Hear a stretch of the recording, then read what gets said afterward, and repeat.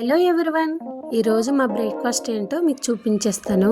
Breakfast వచ్చేసి పల్లి chutney with dosa అనమాట. నేను ఎలా ప్రిపేర్ చేస్తానో చూసేయండి. దోశ కన్నా ముందు చట్నీ ప్రిపేర్ చేసేద్దాం. చట్నీ వచ్చేసి కడాయిలో ఆయిల్ తీసుకొని మనకు కావాల్సినంత వేరుశనగపప్పు, పచ్చిమిర్చి, ఇంకా వచ్చేసి వెల్లుల్లిపాయలు వేగించుకోవాలి. దాంట్లో కొంచెం జీరా, ఇంకా వచ్చేసి ధనియాలు అన్నీ ఫ్రై చేసుకొని మిక్సీ పట్టుకుంటే ఆ స్ట్రక్చర్ వచ్చేసి థిక్గా, నెక్స్ట్ వచ్చేసి ఎక్కువసేపు పాడవకుండా ఉంటుంది. నార్మల్గా పచ్చివి కూడా చేసుకోవచ్చు. పచ్చివి అంటే మిర్చి ఇంకా వెల్లుల్లిపాయలు అన్నీ పచ్చి వేసి కూడా చేసుకోవచ్చు.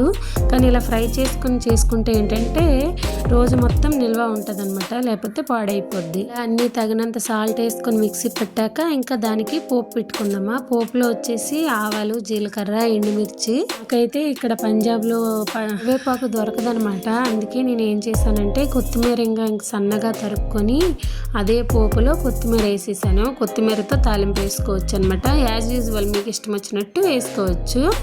కానీ చట్నీ మాత్రం నేను చెప్పేటట్టు చేస్తే ఎగ్జాక్ట్గా పర్ఫెక్ట్గా ఇంకా హోటల్లో చేసిన విధంగా ఉంటుంది. సింపుల్ వే అనమాట. బ్యాచిలర్స్ ఎవరైనా ఉన్నా సరే ఇంకా తొందరగా అవ్వాలన్నా ఇలా ప్రిపేర్ చేసుకోండి. చాలా అంటే చాలా టేస్టీ, హెల్దీ కూడాను. మీరు ఇలా ట్రై చేసి చూడండి, చాలా బాగుంటుంది. నేనైతే రెడీ చేస్తాను. ఇదేనండి, నేను నిన్న నైట్ రుబ్బు పెట్టుకున్నాను. ఇక్కడ ఉన్న చలికి ఇక్కడ పులవదనమాట, కానీ వేసిస్తున్నాను.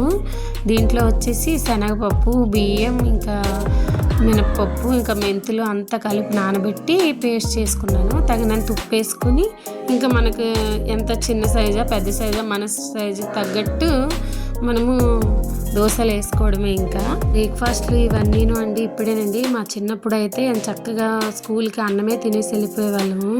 ఇంకా వచ్చాక కూడా ఇంకా ఈవినింగ్ 4కి ఇలాగ అన్నం తినేదాన్ని. మీరు ఎలా చేసేవారో నాకు తెలియదు. మా రొటీన్ అయితే ఇదే. ఇంకా మళ్ళీ ఈవినింగ్ యాజ్ యూజ్ మళ్ళీ నైట్ కూడా అన్నం తినేసేవాళ్ళము. అంత ఆకలేసేది అప్పుడు. ఇప్పుడు అలా కాదు, 3 పూటలు తినేది అరగడమే చాలా కష్టంగా ఉంది. నేనైతే ఫస్ట్ దోశ కదా కొంచెం చిన్నదే వేసాను అన్నట్టు.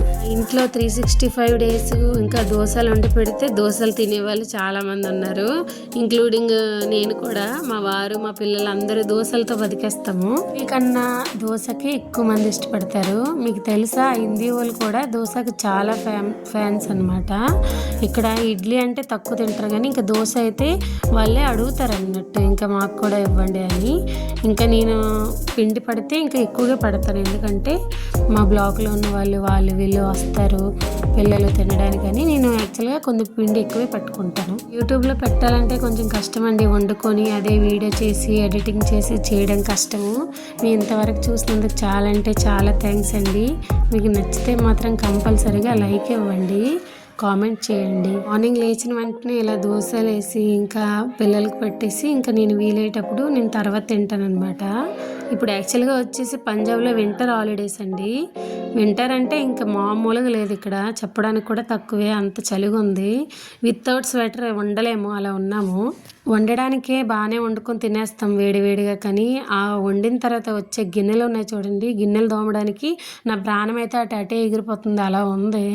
చాలా కష్టం ఇక్కడ గిన్నెలు తోమడము. వాటరు మాకైతే జిమ్ములో ఉండేటప్పుడు వేడి వాటర్ వచ్చేది గిన్నెలు తోమడానికి. ఇక్కడ ఆ ఫెసిలిటీస్ లేదనమాట. సింక్ వచ్చేసి వేరే సైడ్ ఇచ్చారు కాబట్టి నార్మల్ వాటరే వస్తుంది. ఇది తినడానికి ఏం బాగానే తినేస్తున్నారు, ఈ గిన్నెలు తోమడానికి నా ప్రాణం పోతుంది. లాంగ్ వీడియోల కన్నా షార్ట్ వీడియోలు ఎక్కువ ప్రిఫర్ చేస్తాను. లాంగ్ వీడియోలో ఏం మాట్లాడాలి ఏంటని నాకు టెన్షన్ వచ్చేస్తుంది. అందుకనేసి నేను ఏదైనా తప్పుగా మాట్లాడుంటే నాకు క్షమించండి. ఫైనల్గా వచ్చేసి ఇదే దోశ పల్లి చట్నీ అనమాట. టేస్ట్ అయితే ఇంకా నెక్స్ట్ లెవెల్ ఉంటుంది. మీరు కూడా తప్పకుండా ట్రై చేయండి. మా బాబు అయితే ఇప్పుడు రేటింగ్ ఇస్తాడనమాట. వాడి రేటింగ్ కోసమే నేను చూస్తాను, ఎందుకంటే ఎలా ఉన్నా ఆడు చెప్పేస్తాడు. కానీ తింటున్నాడు అనమాట. బాగానే ఉందన్నాడు. అమ్మయ్య బతికిపోయినరా బాబు అన్నట్టు ఉంది. మీరు మాత్రం లైక్ చేయడం మాత్రం మర్చిపోకండి. Subscribe to my channel.